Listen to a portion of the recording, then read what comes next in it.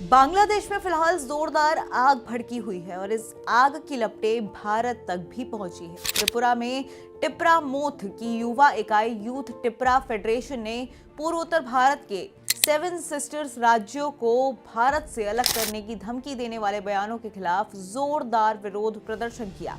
ये प्रदर्शन शुक्रवार को अगरतला में बांग्लादेश के सहायक उच्चायुक्त कार्यालय के सामने हुआ और इस दौरान संगठन के नेताओं ने बांग्लादेश की एनसीपी के नेता हसनत अब्दुल्ला और अन्य नेताओं के बयानों की कड़ी आलोचना की। नेताओं का कहना है कि पूर्वोत्तर भारत को भारत से अलग करने जैसी बातें बेहद दुर्भाग्यपूर्ण है और जानबूझकर माहौल खराब करने की कोशिश है। इसी के साथ यूथ टिपरा फेडरेशन के नेताओं ने साफ कहा कि इस तरह के गैर जिम्मेदाराना बयान भारत और बांग्लादेश के रिश्तों को नुकसान पहुंचा सकते हैं और पूरे इलाके की शांति और स्थिरता के लिए खतरनाक बन सकते हैं। वहीं विरोध प्रदर्शन को देखते हुए बांग्लादेश के सहायक उच्चायुक्त कार्यालय के आसपास कड़ी सुरक्षा व्यवस्था की गई।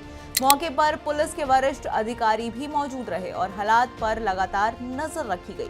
गौरतलब है कि पिछले साल भी इसी कार्यालय पर हमला हो चुका है और इसी वजह से इस बार सुरक्षा और ज्यादा सख्त की गई है। अब इस पूरे मामले को समझने के लिए स्टेट मिरर हिंदी के editor crime investigation Sanjeev Chauhan ने भारतीय सेना के retired lieutenant colonel Jaswinder Singh Sodhi से एक्सक्लूसिव बातचीत की है। इस बातचीत में उन्होंने मामले के सुरक्षा और कूटनीतिक पहलुओं पर विस्तार से अपनी राय रखी है।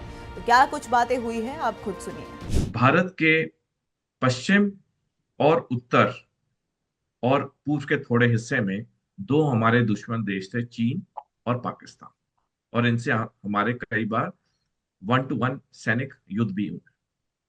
लेकिन पिछले साल 5 अगस्त के बाद जिस तरह से बांग्लादेश में तख्ता पलट हुआ और तब से लेके आज तक बांग्लादेश सीधे तौर पे भारत विरोधी होता जा रहा है। चाहे इस वक्त उनका इंटरिम एडवाइजर हो या कोई भी वहां पे पॉलिटिकल पार्टी हो, क्योंकि जो अवामी लीग थी जो पिछले साल तक सत्ता में थी उसको तो उन्होंने अवैध घोषित कर दिया। और जैसे आपने सही कहा कि फरवरी में चुनाव होने बांग्लादेश में, जिसमें अवामी लीग तो हिस्सा ले नहीं सकती क्योंकि वो अवैध करार कर दी गई है।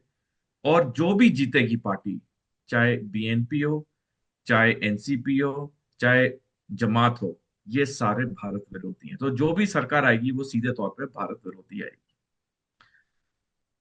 अब भारत की कठिन जियोपॉलिटिकल सिचुएशन क्यों है? एक तो है कि चीन पाकिस्तान से हम घिरे हैं और अब ये बांग्लादेश का भी मुसीबत शुरू हो गई है। भारत के 8 पड़ोसी मुल्क हैं। 8 में से एक आध छोटा भूटान निकाल दीजिए, बाकी 7 मुल्क चीन पाकिस्तान को मिला के बाकी 5 जो हैं वो पूरी तरह से चीन के गिरफ्त में है। यानी कि 8 में से एक छोटा भूटान है जो आज पूरे तौर पे हम कह सकते हैं भारत के साथ खड़ा है। भारत के अंदर 2 चिकन नेक है, एक है अखनूर में, एक है सिलीगुड़ी कॉरिडोर जो बांग्लादेश के पास में। और ये जो 2 चिकन नेक है ये बहुत सैनिक तौर पे बहुत अहम है। जितनी हमारी पाकिस्तान के साथ युद्ध हुए हैं, पाकिस्तान ने हमेशा चिकन नेक जो अखनूर में है उस पर कब्जा करने की कोशिश की है, क्योंकि अगर वो चिकन नेक पे कब्जा कर लेता है तो जम्मू कश्मीर लद्दाख मेनलैंड भारत या मुख्य भारत से वो कट जाएंगे। लेकिन हमें चिंता पिछले साल तक सिलीगुड़ी कॉरिडोर या दूसरे चिकन नेक की नहीं थी, क्योंकि बांग्लादेश हमेशा से भारत के साथ अच्छी दोस्ती निभाए हुए था। भारतीय सेना के retired lieutenant colonel Jaswinder Singh Sodhi को आपने अभी सुना। आपको ये बातचीत कैसी लगी? इस पूरे मामले पर आपकी क्या राय है? हमें कमेंट्स में जरूर बताइएगा और तब तक के लिए आप बने रहिए स्टेट मिरर हिंदी पे।